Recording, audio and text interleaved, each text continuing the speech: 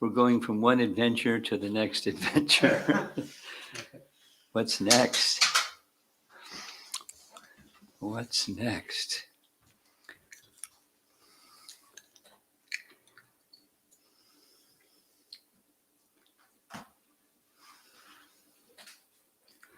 So Giriraj Maharaj just returned from Mayapur. Upon my arrival in Juhu, I found a letter from Prabhupada waiting for me. His reply to my report about my preaching in the Canary Islands.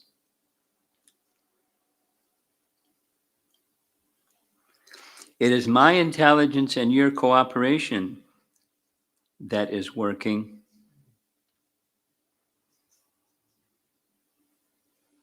Shoo-wee. He wrote, there is a story of a man who had challenged whether he had any intelligence. He then began to look in his pocket. When asked why he was looking in his pocket, he replied, if there is money, then there is intelligence. So, you have gone so far to collect money and intelligently,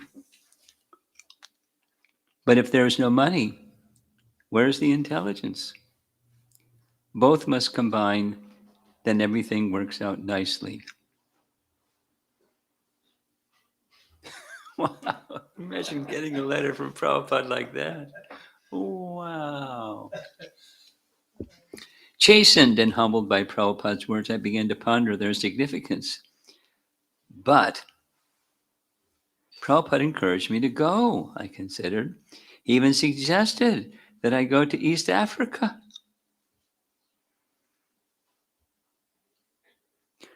When I was in Mayapur, however, I had been getting reports that Prabhupada was not pleased with my preaching tour.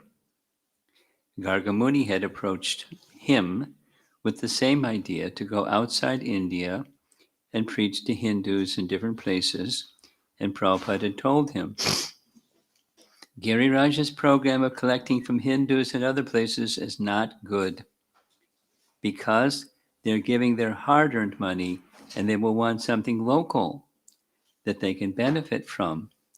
They won't like it that he is coming, preaching for a few days, taking their money, and going to Bombay.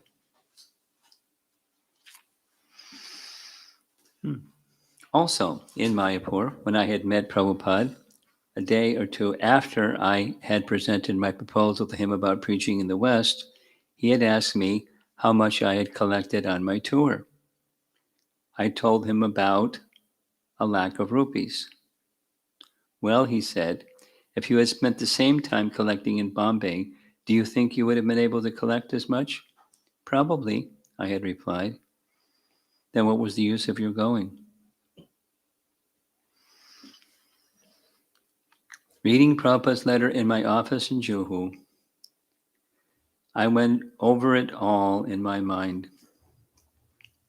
On the one hand, before I had left, Prabhupada had been encouraging me to go, but on the other hand, while I was gone, he had been criticizing me for going when I could have been collecting in Bombay. Actually, even in the Canary Islands, I had understood that if I wanted to preach to rich Indians, Bombay was the best place. I concluded that Prabhupada had known that I wanted to go, and he encouraged me to go just to teach me this lesson. I thought about it all day long for several days. Then, finally, I just surrendered. I accepted the fact that I would be in Bombay for the rest of my life. He writes from California. Either I had been thinking, what am I doing in Bombay? What do I have to do with Bombay or India? I'm American. I was a college student, and suddenly I'm here in Bombay. I have nothing to do with Bombay or India. I could be serving. I could see being serving in Vrindavan or Mayapur, which were holy dhams, But I had thought that Bombay was just some foreign city. Now I could see that actually the internal cultivation of Krishna consciousness was transcendental to time, place, and situation. It didn't matter whether I was in Bombay or New York or Chicago or any other place. The transcendental process could go anywhere, go on anywhere, and not be affected by the geographical location. By Krishna's arrangement, I had been engaged in service in Bombay, and by Prabhupada's desire, I had been engaged in a particular way there, so I accepted it. Well, my body is going to be given for Krishna's service somewhere, and it could be anywhere, so why not Bombay?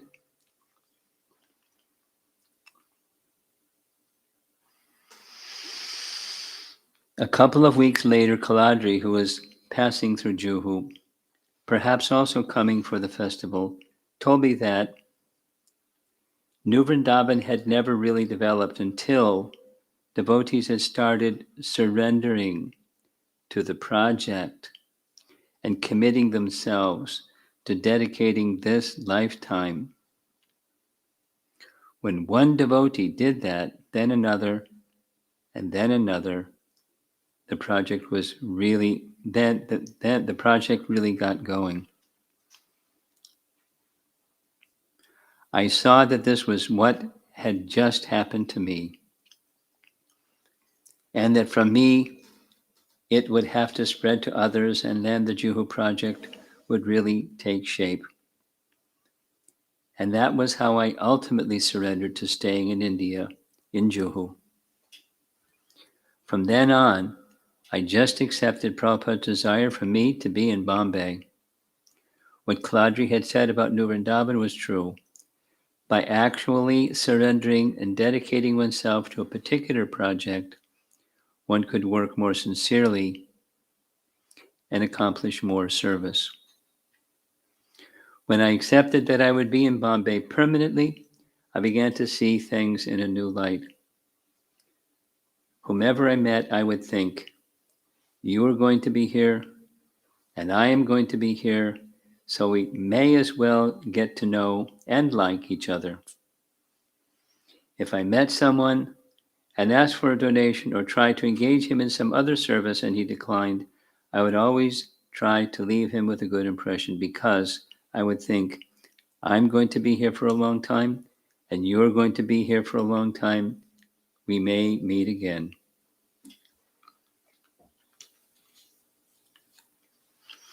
After the Mayapur festival, Prabhupada visited Haridaspur, Calcutta, Delhi, Modinagar, Aligarh, and Vrindavan, and arrived in Juhu on April 11.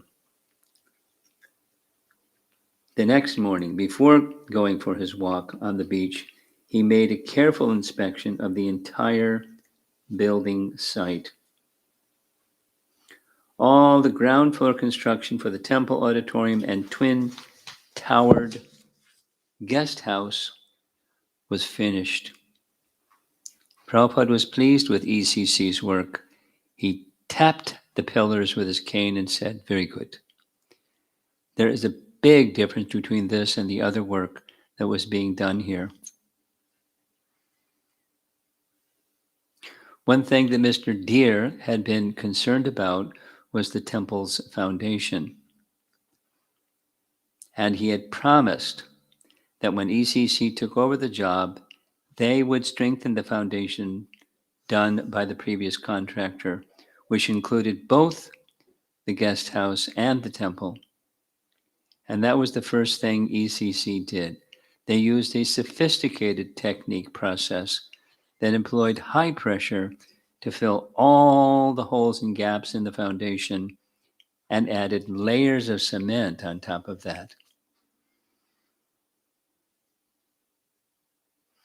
With the construction now progressing well, Prabhupada spoke with me about what deities we should install in the new temple. There are many devotees of Ram in Bombay, he said, and he suggested that we have Lord Ramachandra. We discussed different possibilities. Sitaram, Sitaram Lakshman Hanuman, Sitaram Lakshman Hanuman, and their associates. And finally he said, Sitaram Lakshman Hanuman. The first altar was clear, Guru Garanga, as in Vrindavan, and the central altar would be Sri Sri Radha Rasa Vihari. What if we had Lalita and Vishaka with Radha and Krishna, I suggested. Prabhupada's eyes widened, his eyebrows raised, and his lips spread in a broad smile. Oh, yes, he said. Very good idea. Personally, I didn't think the idea was so exceptional. Prabhupada had already installed Lalita and Vishaka with Sri Sri Radha Shamasundara in Vrindavan, but he made a big thing of it, as if it was a stroke of genius or inspiration. In times to come, I would think of its significance. That we approach Radha and Krishna through, or with the help of, the gopi friends and servants such as Lalita and Vishaka. 6 weeks later, Saurabh wrote Prabhupada, who was then in Los Angeles, to clarify the standard of worship in the new temple, whether there should be any change or any special arrangements such as extra bhajans. Prabhupada replied on June 7. For worshipping the deities in Bombay, including Sitaram, there is absolutely no change in worship. Adopt the same method as in our Vrindavan center with 3 pujaris, just like in Vrindavan. They are all Vishnu Tattva, Ramachandra, Radha Krishna, Gauratai. No additional kirtans, simply do exactly as in Vrindavan. In addition to the main temple complex, Prabhupada wanted another building constructed on some vacant land toward the rear of the property near the southern border.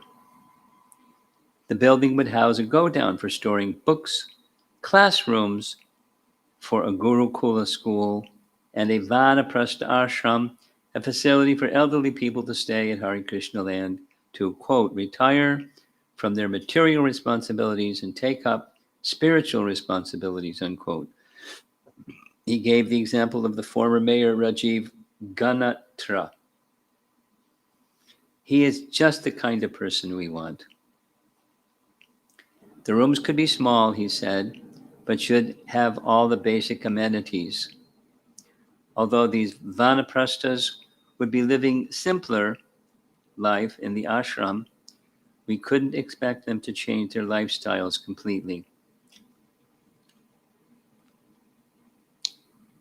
Break. Most evenings, Prabhupada would meet with visitors on the roof.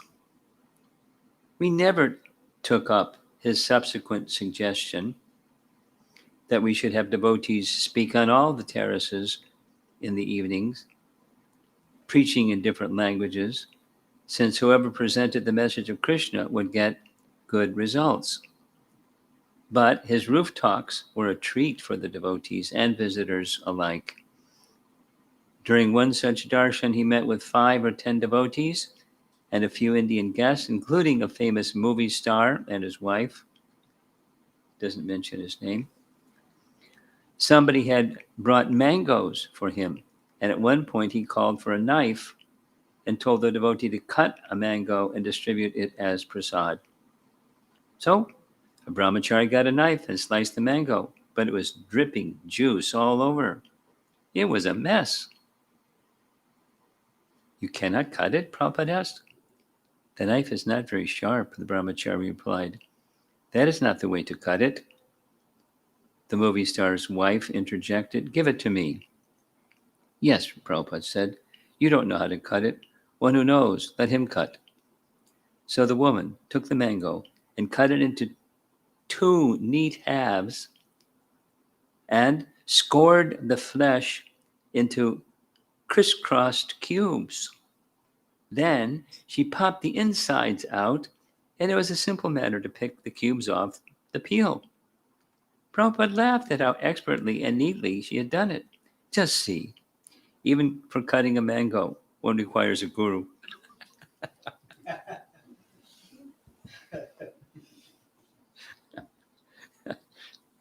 Then he quoted from Mundaka Upanishad.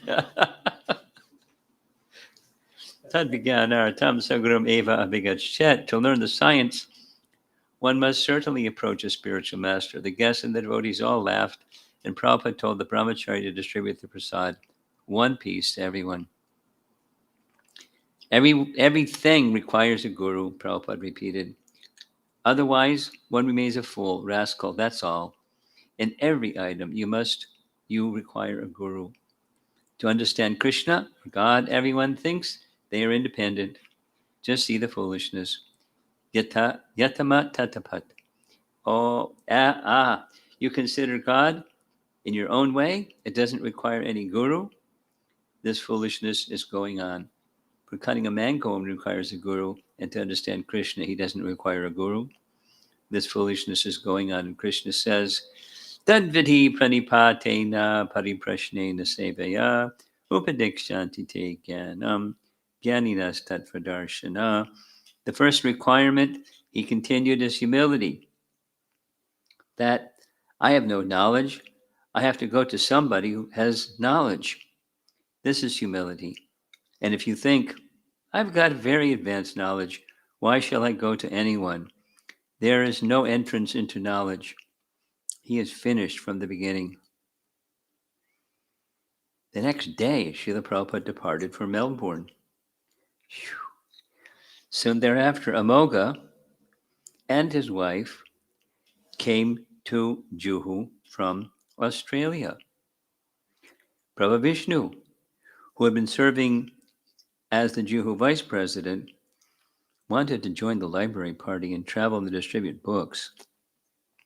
He had asked Prabhupada several times if he could do some kind of traveling and preaching, but Prabhupada had always told him, you have to stay.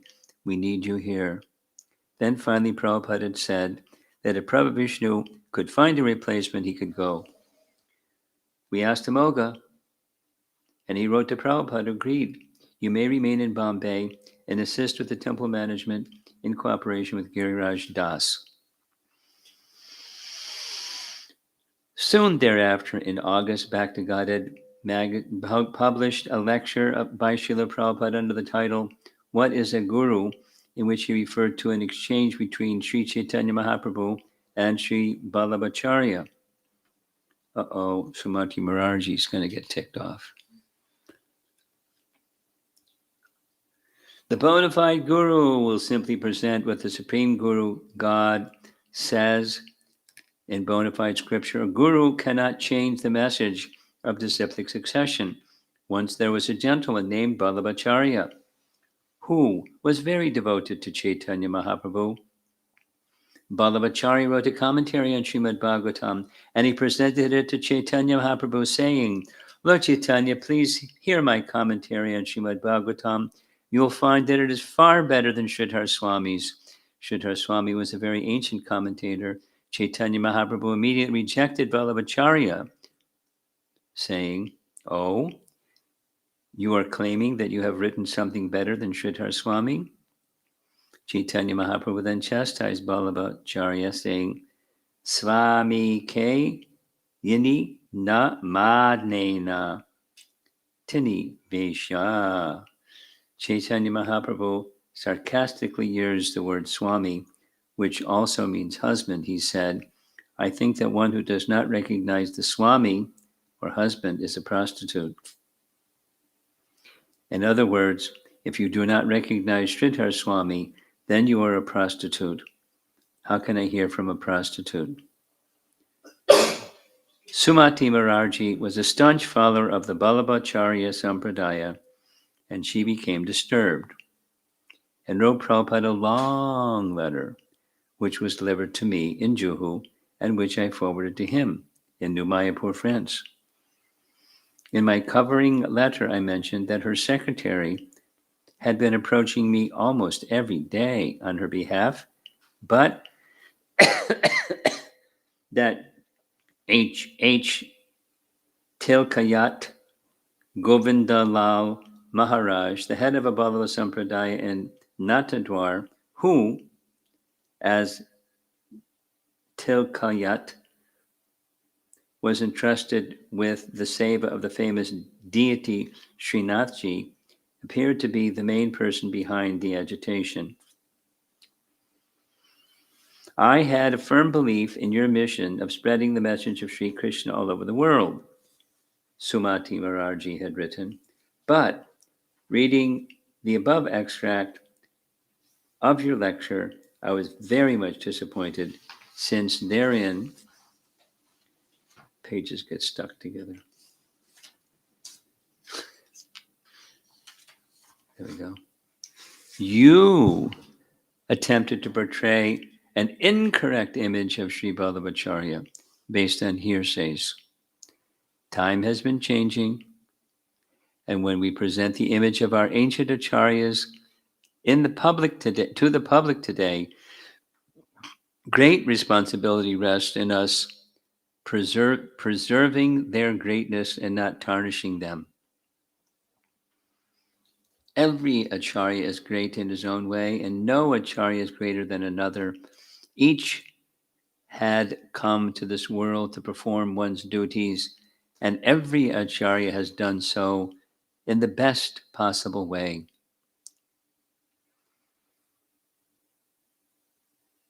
She said she could generate wide and adverse publicity against ISKCON, but she did not feel that doing so would serve anyone's interest.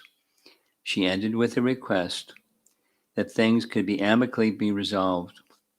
I sincerely trust that your good self will take my observations in the proper perspective and spirit and publish your clarifications with a view to remove any misunderstandings which may have been created in the minds of the readers of Back to Godhead.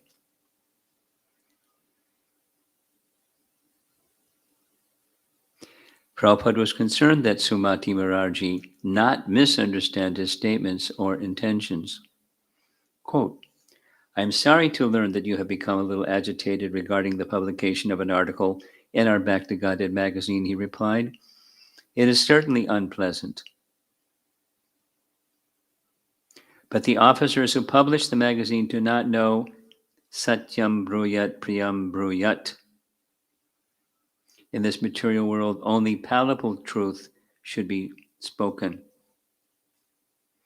Unpalatable truth should be carefully avoided. The cause of Lord Sri Chaitanya Mahaprabhu's agitation was much the same as your own. As you are irritated by the criticism of Sri Vallabhacharya, similarly Sri Chaitanya Mahaprabhu was also agitated when Vallabhacharya criticized Sridhar Swami. Prabhupada pointed out that Sridhar Swami was accepted as the original and most important commentator in Srimad Bhagavatam. The parampara of commentators, he stated, quote, has existed for a very long time. It was accepted during Sri Chaitanya Mahaprabhu's time, but Srila Vallabhacharya violated the system. Instead of acknowledging Sridhar Swami's preeminent position, he wanted to take it himself. I am enclosing herewith some photocopies of the important verses from the original book, Chaitanya Charitamrita, that specifically deal with the subject matter. These verses are from Antya-lila, chapter 7, entitled Lord Chaitanya meets Vallabha Bhatta. I would like to draw your attention to verse 113 on page 55, where Vallabha Bhatta says, quote, in my commentary on Srimad Bhagavatam, I have refuted the explanations of Sridhar Swami. I cannot accept his explanations. Moreover, verse 114 states, whatever Sridhar Swami reads, he explains according to the circumstances. Therefore, he is inconsistent in his explanations and cannot be accepted as an authority. Vallabha Bhatta's declaration certainly agitated Sri Chaitanya Mahaprabhu. Consequently, Sri Chaitanya Mahaprabhu remarked sarcastically that he considered that anyone who did not accept the Swami, or Sridhar Swami, as an authority was a prostitute. Prabhu hasi kahe. But he smiled, and he said this jokingly because they were friends. Although this point is very controversial, It is not based on hearsay, as you have stated, but it is authoritatively documented by the Chaitanya Charitamrita. As you have written in a friendly spirit, I do not wish to discuss this point further. If you will kindly take a little trouble to read this chapter, Lord Chaitanya meets Ballabhabhata, you will understand the whole situation. Everything will become clear if you kindly read this chapter with attention. For example, we see that two layers in the courtroom, two lawyers in the courtroom, may fight vigorously about a law point, but upon returning to the law library, they talk and embrace like friends. So, you should always remember that we have no ill feelings towards Vallabha Bhattacharya. We have full respect for him. So there is no harm if these facts are discussed in the society of devotees. Devotees always humbly offer respect to everyone, but when there is a discussion on a point of Shastra, they do not observe the usual etiquette, Satyam Bruyat Priyam Bruyat. They speak only the truth, Satyam, although it may not be necessarily Priyam, pleasing. I hope you will understand the whole situation. If you still have any doubts, I shall be glad to hear from you and shall try to satisfy you to the best of my ability. I am presently not in very good health. Nonetheless, I hope this meets you well. Your ever well-wisher, A.C. Bhaktivedanta Swami. After Prabhupada's reply, there was no further argument from Sumati Morarji, and Prabhupada also submitted a testimonial for her later that month. Quote, Madame Sumati Morarji is a great friend of our Krishna consciousness movement. I first met her in connection with the printing of my Srimad Bhagavatam, and she was so kind to immediately pay me 500 rupees for it. Later on, in 1965, when I wanted to go to the USA, I appealed to this benevolent lady again to carry me aboard one of her ships to New York, and she immediately arranged for it. I was able to start for the USA on account of her kindness, and taking some books with me, I safely reached on September 19, 1965. When I returned to India in 1970, she gave me a good reception in her office building. Many nice gentlemen also met me at that time. I feel obliged to this benevolent lady in so many ways for her helping this Krishna consciousness movement. I wish that Lord Krishna may give her a long life fully engaged in the service of the Lord.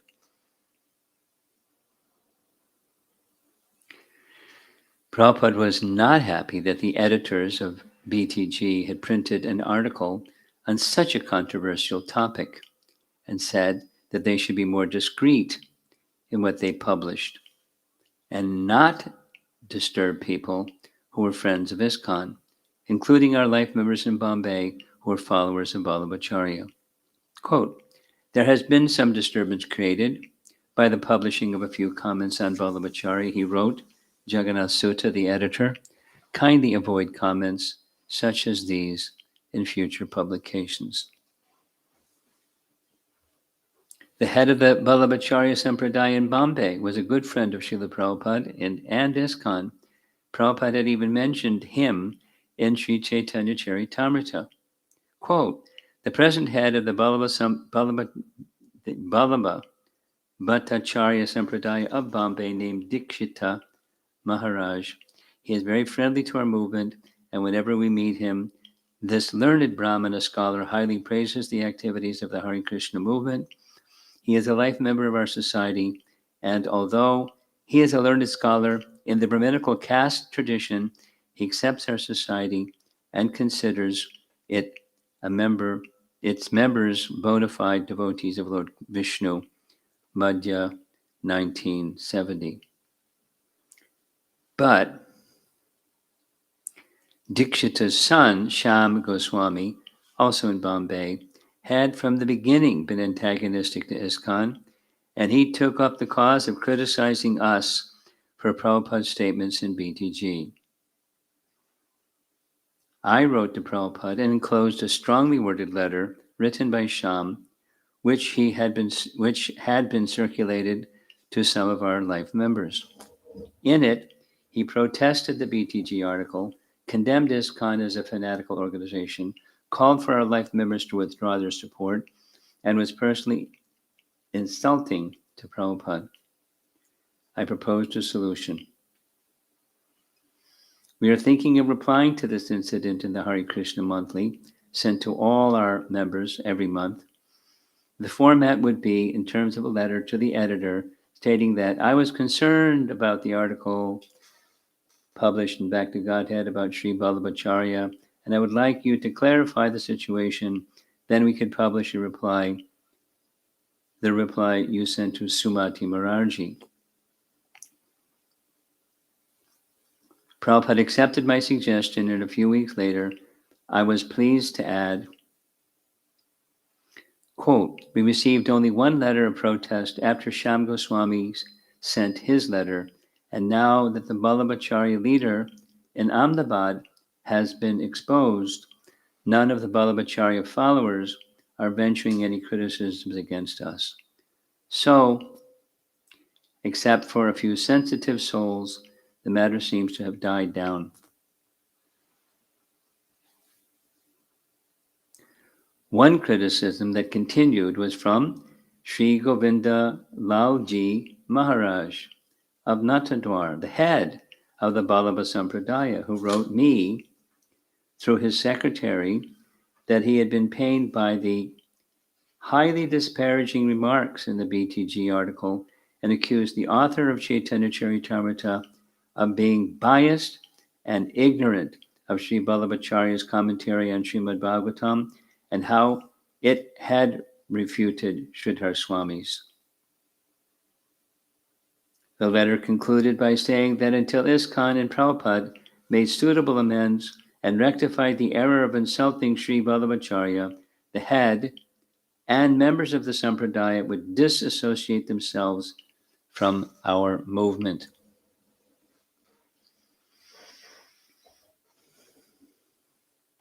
When I sent Prabhupada Govinda Lalji Maharaj's comments, he replied immediately,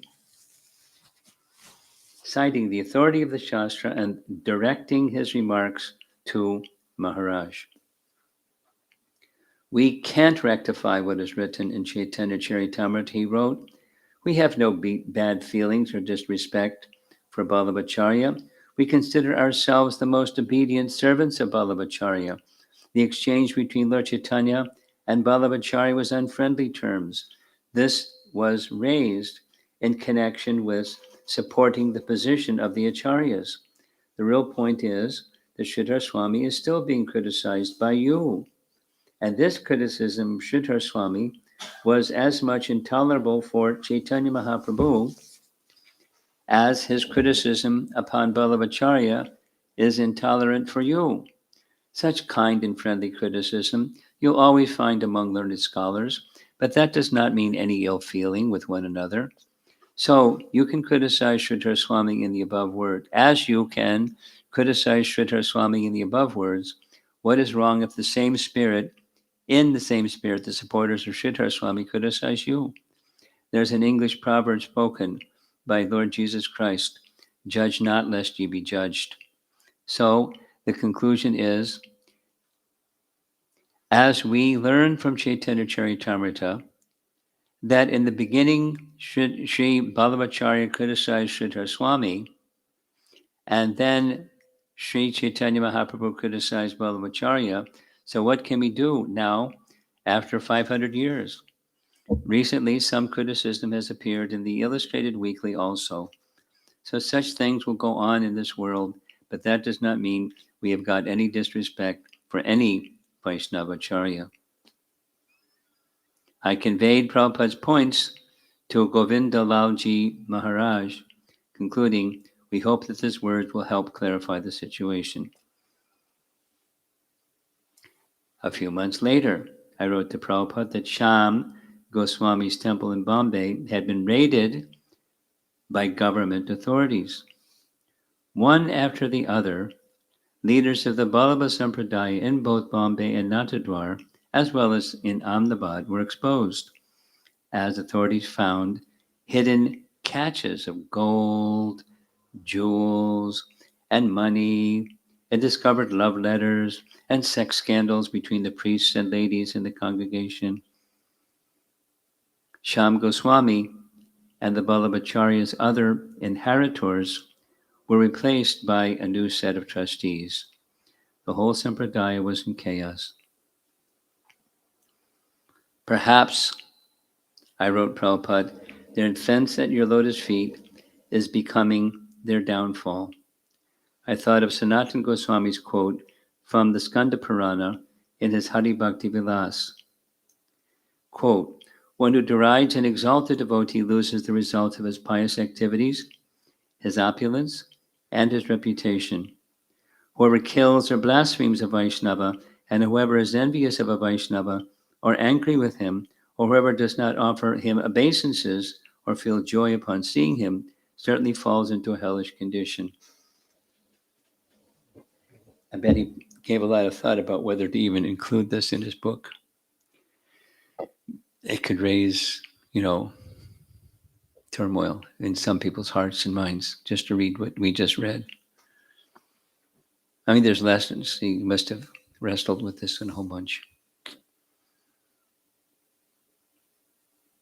Murti Das from the construction department and some other devotees from Juhu went to Nathadwar and met Tilkayat Maharaj, who received them warmly and graciously and gave them a beautiful large painting of Srinathji with gold leaf and stones as a gift for Srila Prabhupada. Prabhupada was pleased to receive it, especially after the earlier tense dealings with the Maharaj, and he had the framed painting hung on the wall opposite his translating desk, where it hangs even now.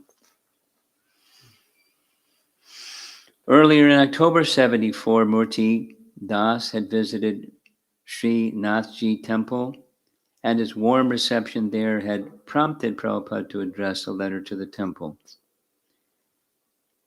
My dear sir, please accept my best wishes.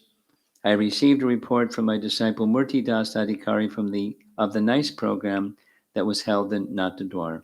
I'm very thankful for your cooperation for spreading Krishna consciousness all over the world. Chaitanya Mahaprabhu and Vallabhacharya were good friends, and Vallabhacharya many times visited Chaitanya Mahaprabhu. We get this information from authoritative books. So far as I know, Gopalaji is coming from Madhavendra Puri, the original Acharya of the Gaudiya Vaishnavas. His disciple was Ishwara Puri, and his disciple was Chaitanya Mahaprabhu. Paragraph. There is a great need for spreading Krishna consciousness all over the world based on the Bhagavad Gita as it is. We have been successful in this attempt. I am very well known to Dikshit Ji Goswami of Bombay.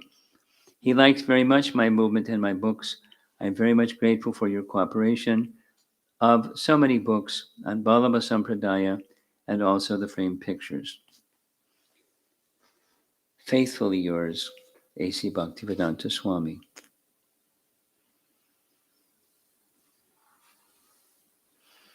On August 15, India Independence Day, some of the tenants, assembled in the garden at noon, stood in silence for a minute before the small statue of Gandhi, and then proceeded with your annual celebration, garlanding the statue, hoisting the flag, singing the national anthem, and distributing sweets.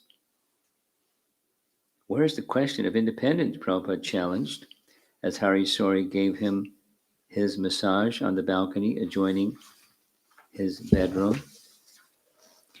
We are all dependent at every step on Krishna's mercy. The Indians struggled to become independent of the British, but who is independent of the laws of material nature?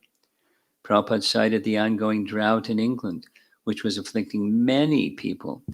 The vegetation was drying up, the animals were being killed prematurely because there was no fodder, factories in Wales were closing, and there was talk of importing water.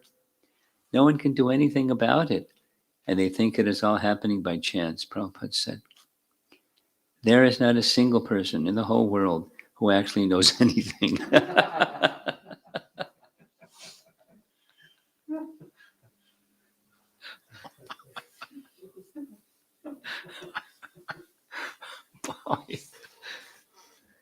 The humble sadhu. No one except you, Srila Prabhupada, Hariswari commented. Is that just flattery, or do you actually acknowledge that? Prabhupada asked, smiling. Hariswari assured him that it was not just empty praise, and that he related, and as he related in his diary, Prabhupada accepted it with pleasure as a heartfelt submission.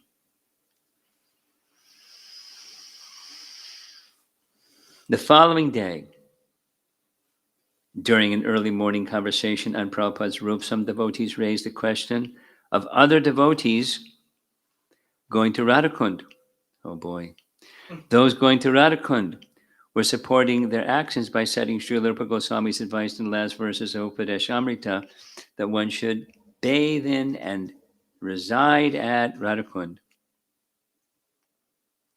Prabhupada challenged whether devotees going to Radhakund had followed the other instructions, beginning with the first verse, Vacho Vegam Manasakroda Vegam Jiva Vegam Udarpasta Vegam. A sober person who can tolerate the urge to speak the mind's demands, the actions of anger, the urges of the tongue, belly, and genitals is qualified to make disciples all over the world. He said that there was a test, whether one was sober and could tolerate these urges. Etan veganyo vishaheta dira. If so, then Radhakund was for him. Not that someone kept, quote, 36 sevadasis, mistresses, and was living in Radhakund. He said that his Guru Maharaj wanted to publish the confidential scripture Govinda Lilamrita and asked Bhaktivinoda Thakur's permission. First, Bhaktivinoda had said, I'll tell you one day. And when Bhakti Siddhanta had reminded him, he said, yes, you can print one copy for you, not for distribution. We are printing all these books for understanding properly, Prabhupada explained. Not that here is Radhakund, let's go. Jump over like monkey. Here is Rasa Lila. When Achyutananda added, even in Krishna book, Rasa Lila should not be told in public. Prabhupada responded, no, why not? Krishna book must be there. In the book, it must be there. You should go gradually. First of all, understand Krishna, then Krishna Lila. If you have not understood Krishna, you'll think Krishna's Rasa Lila is just like our mixing with young women. Then it will become polluted because you have not understood Krishna. The Bhagavad Gita said, Manusyanam sahasreshu kasya jatati siddhaye yatatam api siddhanam. Out of many thousands among men, one may endeavor for perfection, and of those who have achieved perfection, hardly one knows me in truth. Krishna understanding is so easy. If you don't understand Krishna, how can you go to Krishna's confidential activities? You read all the books first of all. Then you'll be able to understand. Krishna lifted a hill. Now, how can you become equal with Krishna? They'll all wear Radhakund Mati Tilak, Achyutananda added. There is no harm, Prabhupada replied, but they should understand what is Radhakund and how to deal with Radhakund. Raghunath Das Goswami showed how to live at Radhakund. Sankhyaporvaka nama gana natibi kalavasani krutau. He was circumambulating Radhakund, falling down, making a mark. That is Radhakund Vasi. He not only counted holy names, but also offered obeisances so many hundred times. That is Radhakund. So much Vairagya he showed. He can bathe in Radhakund. First of all, do like Raghunath Das Goswami. Sankhya-purva kanama gana natibi kalabasani kritau niradhara viharakadi vijito chatyanta dina chayao. Here's the translation. They were always humble and meek. The Bhagavad Gita is the entrance.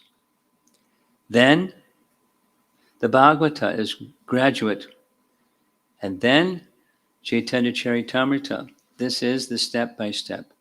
But if one is sincere, everything becomes revealed. He does not commit mistake. The conclusion was that we must be sincere. How could we demonstrate that we were sincere? And how could we become sincere? You see, Prabhupada continued, you can become independent. Nobody can check you. Everyone is independent. Yet tej chi tata kuru. Yat te che si tata kuru. But one who wants to be regulated, he has to surrender. That is voluntary. Otherwise, everyone is free to do whatever he likes. And those who are surrendered souls, they will wait for the instruction of Guru and do accordingly. That is proper. Guru Mukha Padmavakya Chitete Kariya Aikya Arna Kariha. That is wanted. Otherwise, all living beings are independent. Even if I say that you do not do it, you're independent. You can do it. Even Krishna gives independence to Arjuna. Yate chasi tata guru. I have told you everything. Now you do whatever you like. So that depends on the candidate. Everyone is free to do anything. But if he is actually serious, then he has to do Guru Mukha Padmavakya Chiteti Karya Aikya Arna Karya. To be sincere, serious, surrendered, that I considered was our challenge. If we were successful, we would be saved from mistakes and everything would be revealed step by step. What prompts the soul to misuse his independence? Achyutananda asked. Because he has got a little independence. Yate chasi tata. He has got this. Why do some misuse it and some never misuse it? That depends on him. If one is determined that I shall only act according to the advice of my Guru Maharaj, then he's perfect. One has to submit, like Arjuna said, Shishyas teham sharimam tvam prapanam. Otherwise, he'll argue. When a disciple offered that even the Nitya Siddha, the eternally perfect liberated soul, has a guru in the spiritual world, Prabhupada replied, liberated soul never says that I am liberated. As soon as he says liberated, he's a rascal. A liberated soul will never say, I am liberated. That is liberation. Chaitanya Mahaprabhu, he is God, said, Guru More Murkha Deki Karila Shasan. My Guru Maharaj saw me full number one, and so he chastised me. And he is God. This is the example. If one remains always a servant everlasting of Guru, everlastingly of Guru, then he is liberated. As soon as he thinks that he is liberated, he is rascal. That is the teaching of Chaitanya Mahaprabhu. Guru More Murkha Deki. Chaitanya Mahaprabhu is Murkha. Why is he posing himself as Murkha? I am full number one. That means that is liberation. You must be ready always to be chastised by Guru. Then he's liberated.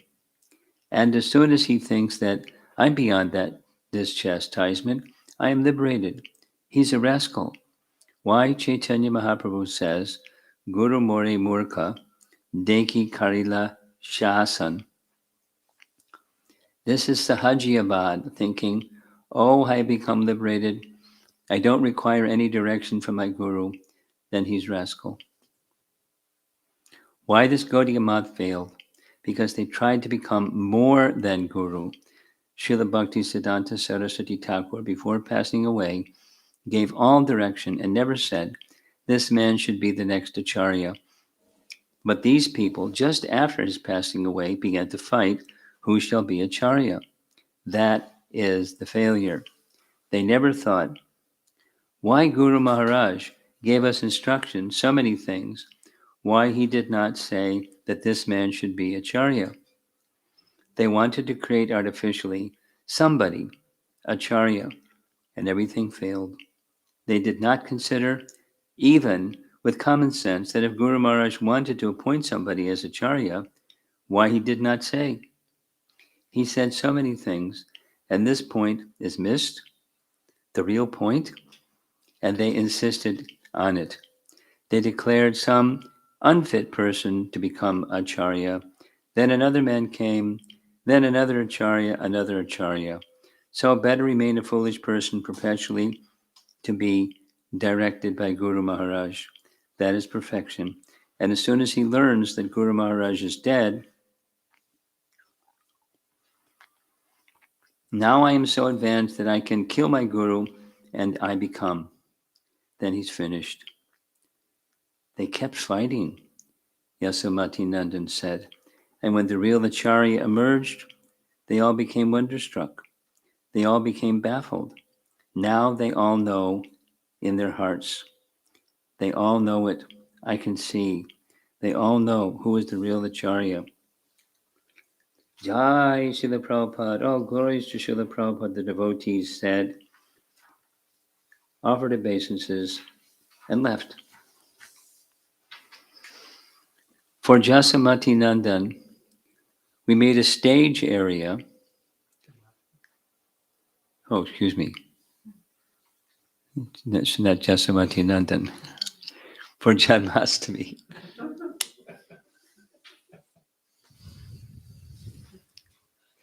We made a stage area, a stage in the area of the Darshan Mandap in the new temple,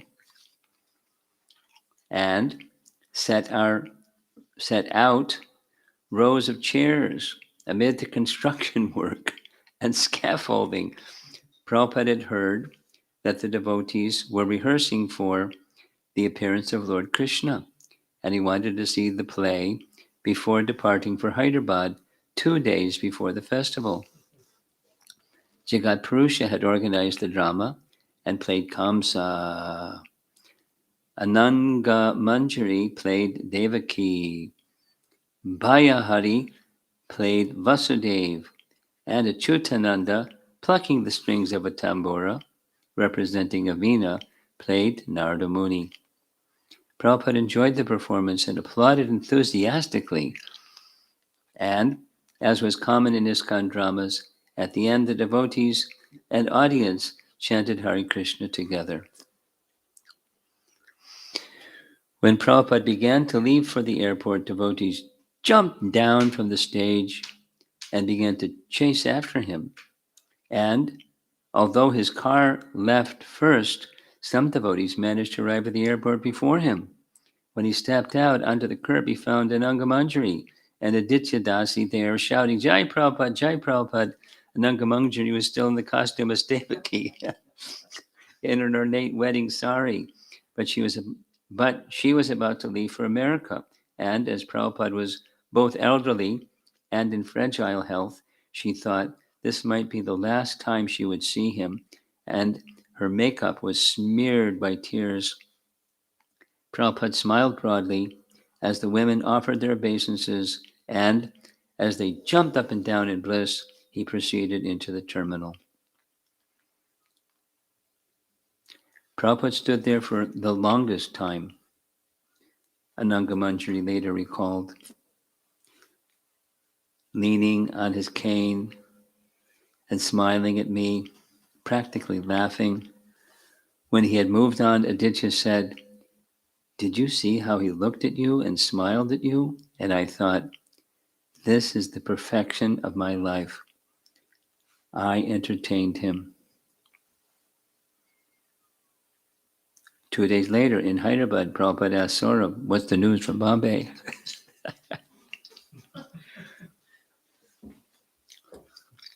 The Janmashtami festival was a great success, Saurabh replied.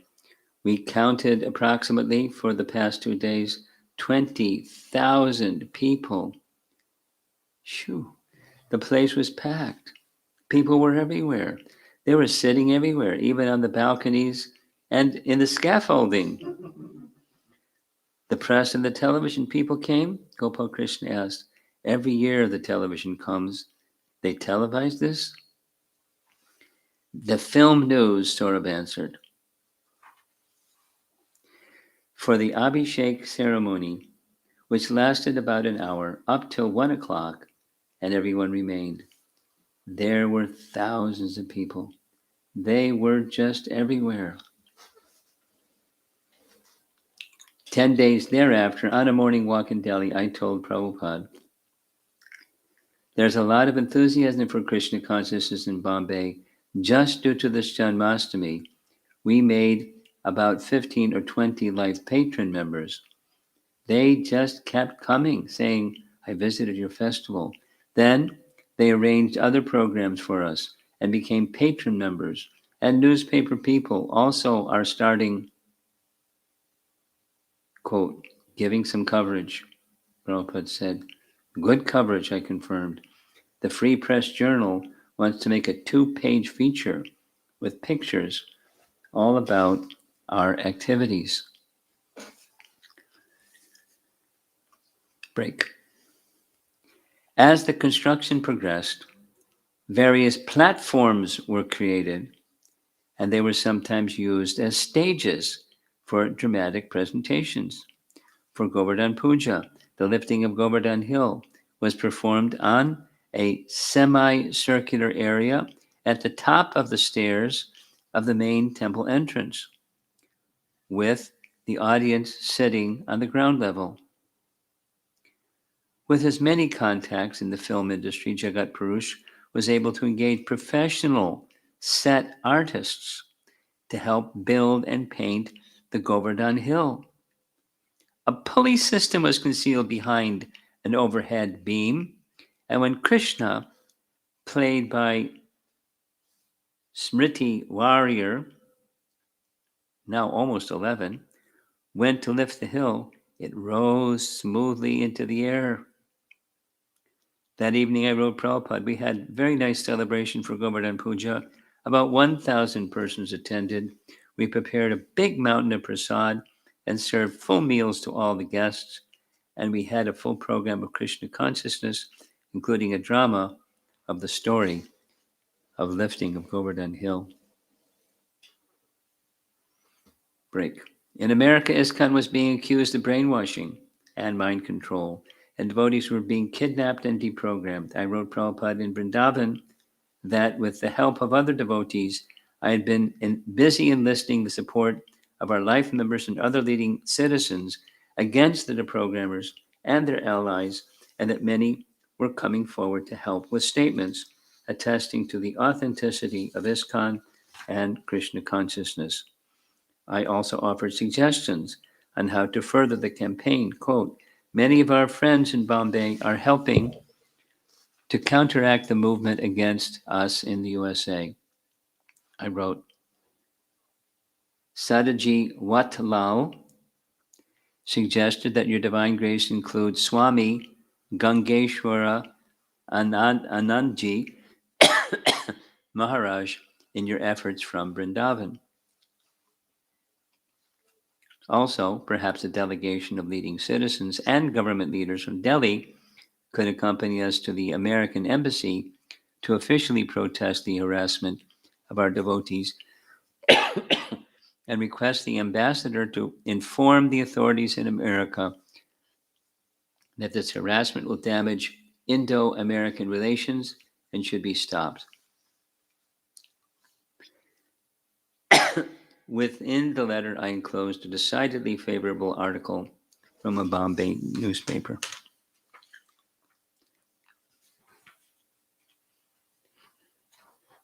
I don't know what's going on. Can I get a cup?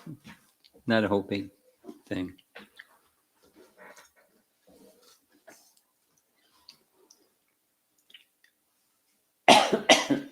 Prabhupada replied,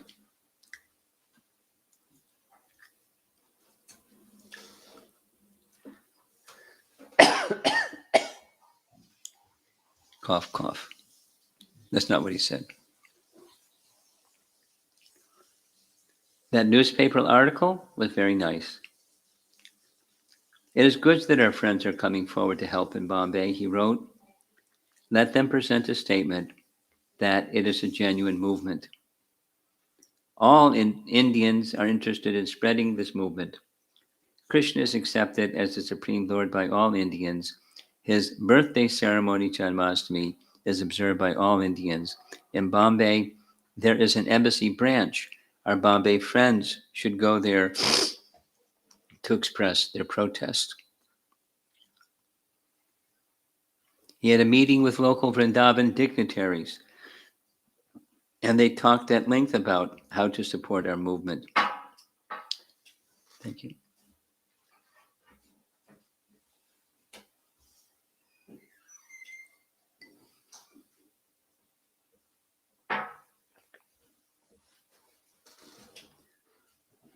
Gopal Krishna had been garnering letters from leaders of Bombay society and had gotten one from the ex-mayor.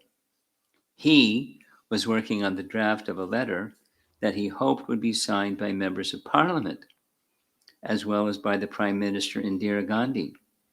3 MPs had already written positive letters, and Gopal Krishna was confident that of across-the-board support for ISKCON as a genuine representative of Indian culture and religion. Efforts were mounting in what was becoming an ISKCON-wide effort. In Vrindavan, Gopal Krishna spoke by phone with Rameswar, discussing their requirements. And along with Hansaduta Jagadish, Akshayananda, and Hari Sori, he met with Prabhupada to discuss the fight. Another case had come up in Los Angeles, he informed Prabhupada. One of the top young female book distributors had been kidnapped and held for several days, but she had managed to escape and return to the temple. Now, she and the devotees were suing her parents and their hired programmers, and the case was generating favorable publicity. The whole issue was attracting public attention. Articles were appearing in almost every major paper in America, though some in New York were not very favorable, and even overseas publications were carrying the story. That was an interesting period of time.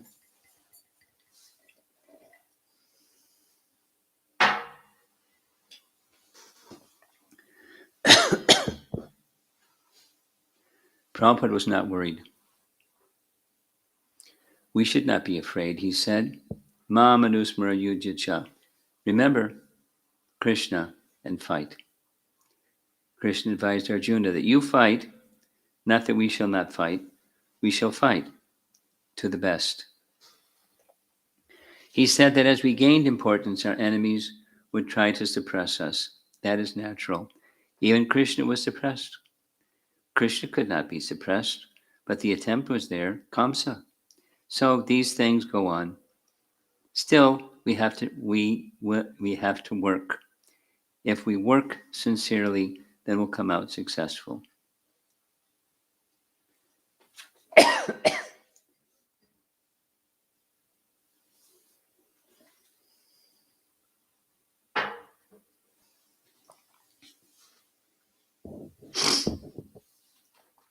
The attacks were actually a good sign, he said. People were feeling the pressure of the movement. Otherwise, they would not be bothering about us. He was especially pleased to hear that Professor Shalagam Shukla from Georgetown University, who had written a favorable review of Prabhupada's Gita, had attended a press conference and declared that the attacks were an insult to his religion. Prabhupada stressed that the devotees should canvass the expatriate Indians to step forward and support their culture. They should take signatures from all Indians that this is a genuine cultural movement and a great fortune for Indians. We were bereft of our own culture, and now we have got this culture again. The Rath Yatra is going on, so we are so much enlivened. In this way, they should file petition. Prabhupada didn't want just talk. He wanted positive action. He told Gopal Krishna, you note down. You are simply hearing. Note down and inform them. Yes, give them this direction. Combine the Indian community. There are many thousands of Indians, New York, Canada, London.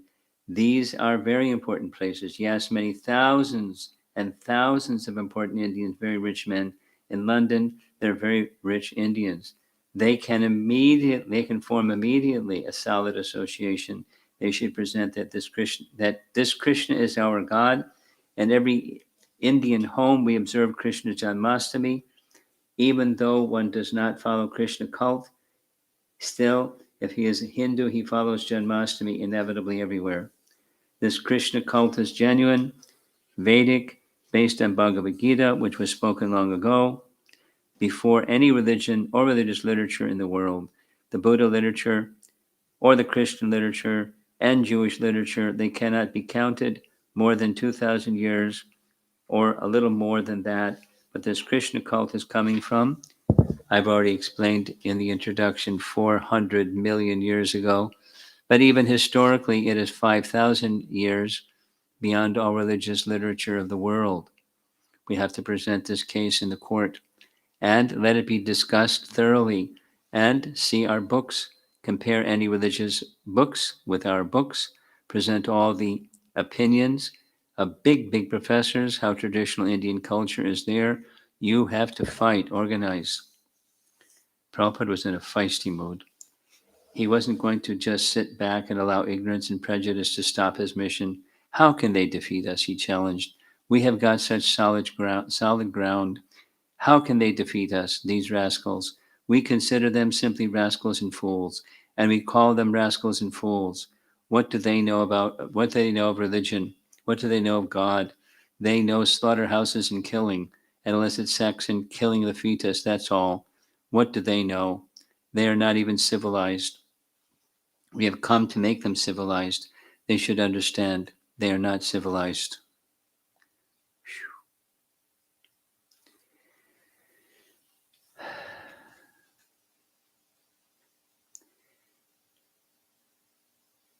Doesn't say how it got resolved, but I can tell you how it got resolved. Want to know how it got resolved? It doesn't mention this. Maybe it's going to come.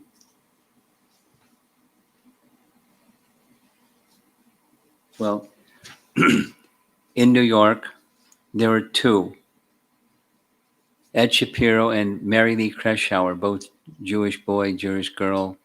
Separately, they were kidnapped, taken away. Separately, they escaped. The girl went to the temple, was advised, go to the district attorney and report that you were kidnapped and bring charges against the kidnappers. So the district attorney turned around and said the Hare Krishnas are kidnapping.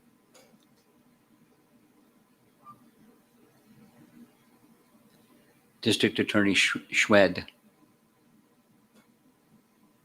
not another nice Jewish man. So, Prabhupada was like on fire. Besides harassment, now it's a legal case. And the Harvard religious, what's his name? Harvey Cox wrote an article that was published in the front page of the New York Times about the Hare Krishna movement is a bona fide religion, etc., etc. 2 days later, the judge dismissed the case.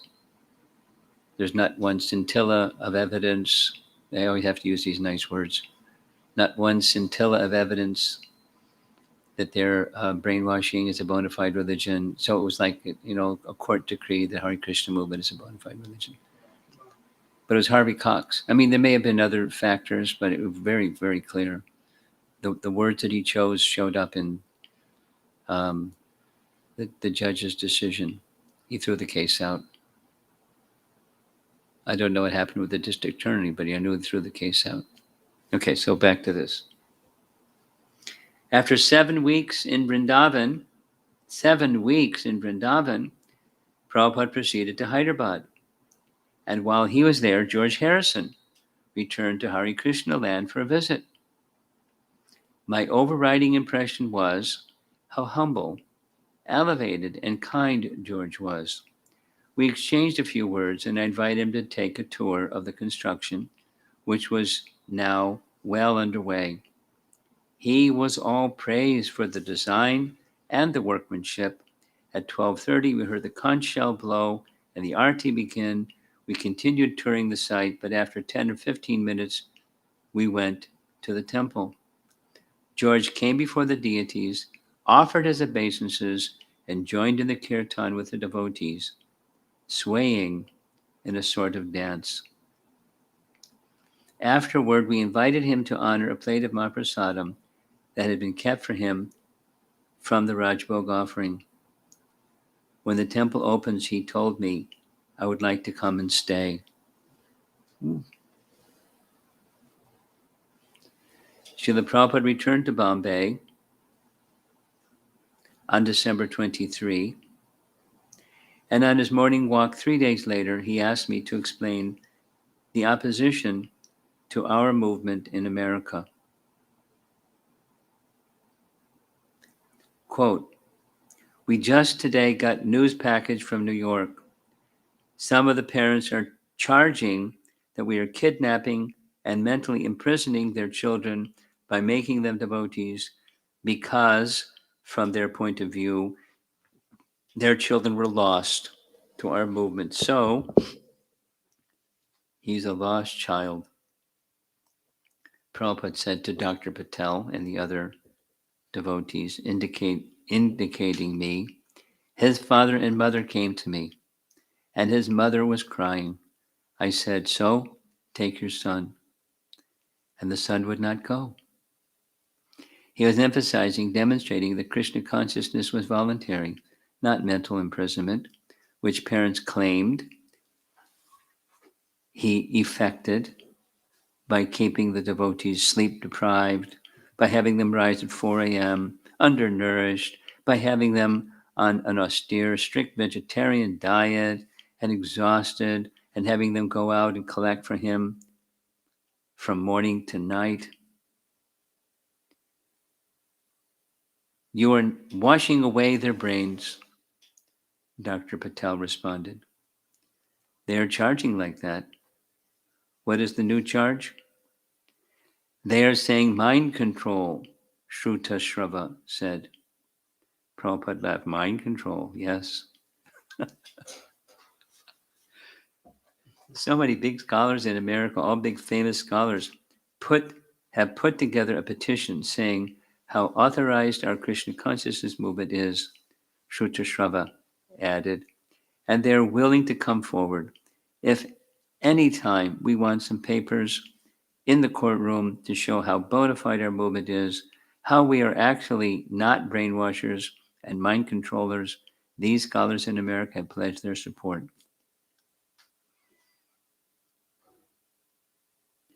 There was a meeting of 4 big scholars at Harvard University, which is like the Oxford of America. I added, one was a famous theologian named Harvey Cox. His books are very famous. They brought up this issue of freedom of religion, that this is a bona fide religious movement and we should have freedom to worship. There's also a letter from a member of the World Fellowship of Religion, and he is also saying that he takes this very seriously, as very grave, that such a bona fide movement is not being allowed to practice their religion freely. And then there's one, I think, Professor Sharma at an American university, and he is saying that he has personal experience that this is a bona fide movement, and that the American public in general may not know, but A.C. Bhaktivedanta Swami is one of the most renowned writers of Vedic translations and commentaries of Vedic literature.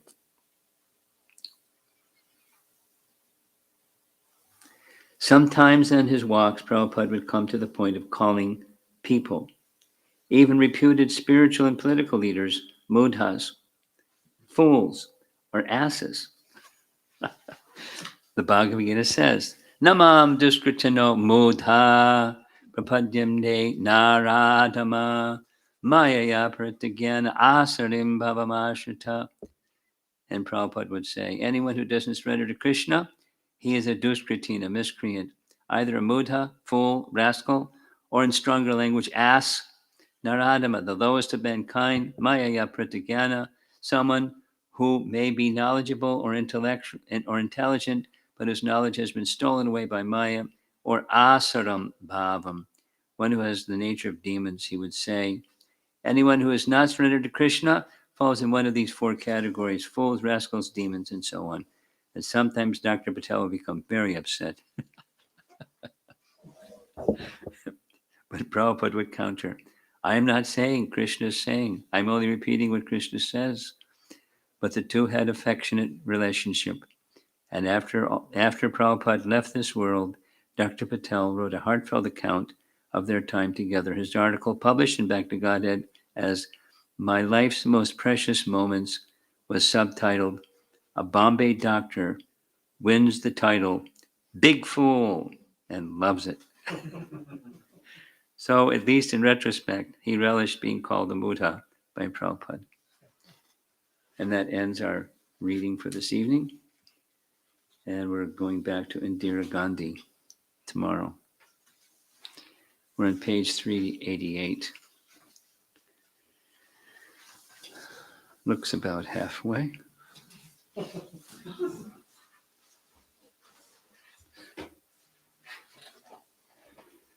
Prabhupada Ki Jai.